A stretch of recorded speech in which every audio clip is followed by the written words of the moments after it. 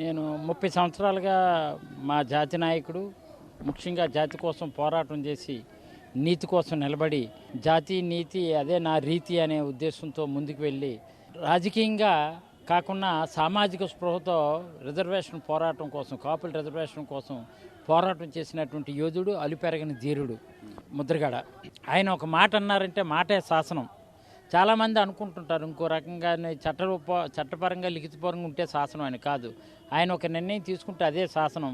అది మరణమైనా సరే తృప్తిగానే స్వీకరించే తత్వం పటుత్వం ఉన్నటువంటి ఏకైక ధీటైనటువంటి నాయకుడు ఈ దేశంలో ఎవరైనా ఉన్నారంటే అది ముద్రగడ పద్మనాభం. అందుకనే ఈరోజు పార్టీలకు అతీతంగా రాజకీయాలకు అతీతంగా అనేక మంది పెద్దలందరూ కూడా కులాలకు అతీతంగా అందరూ కూడా వచ్చారు.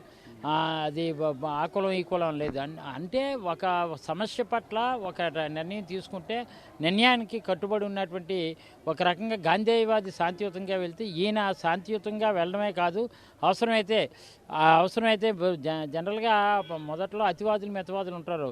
మితవాదిగా ఉన్నటువంటి వ్యక్తి అతివాదంతోటైనా సరే మొత్తం సాధించుకునే తత్వం. అంచేత ఆయన 15 ఉద్యమాలు చేశారు. 15 నాకు తెలిసి 30 సంవత్సరాలుగా 3 దశాబ్దాలుగా 30 సంవత్సరాల్లో 15-16 ఉద్యమాలు చేశారు. ఆయన పోరాట ఫలితమే కాపు కార్పొరేషన్ ఏర్పాటు.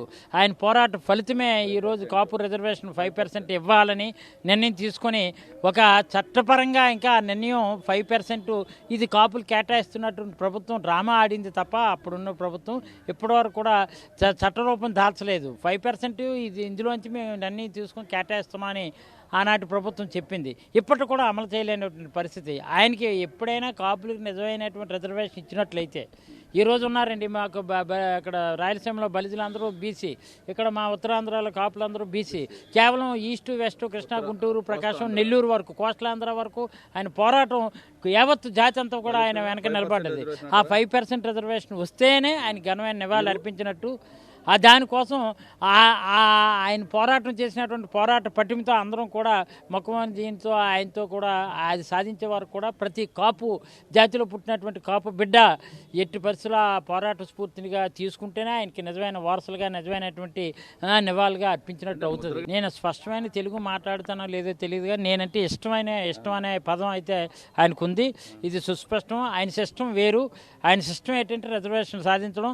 ఆ సిస్టానికి లోబడే మేము అందరూ కూడా పునరాంకితమై పనిచేసి ఆయన ఆత్మశాంతి చేకూరే వరకు రిజర్వేషన్ సాధించే వరకు డెఫినెట్గా మేము కూడా అందరం కూడా కలిసికట్టుగా కాపులు అందరూ కూడా ఉంటాం. అక్కడ రాజకీయాలు కానీ పార్టీలు కానీ చూడం. డెఫినెట్గా అందుకనే ఒక పాడి మోసి స్థితికి ఒక ప్రతిపక్ష నేత అయినటువంటి జగన్మోహన్ రెడ్డి గారు వచ్చి ఘనమైన నివాళులు అర్పించినప్పుడు డెఫినెట్గా ఆయనకి నిజమైన ఘనమైనటువంటి నివాళులు కావాలి అనుకుంటే దయచేసి మనం అధికారంలోకి వచ్చాకైనా సరే కాపులకి రిజర్వేషన్ ప్రసాదించండి అని మేము గట్టిగా డిమాండ్ చేస్తాం, అడుగుతాం. ఏమిటి ఆయన ఒక రాజకీయ పార్టీ వల్ల ఆయన ఎదగలేదు.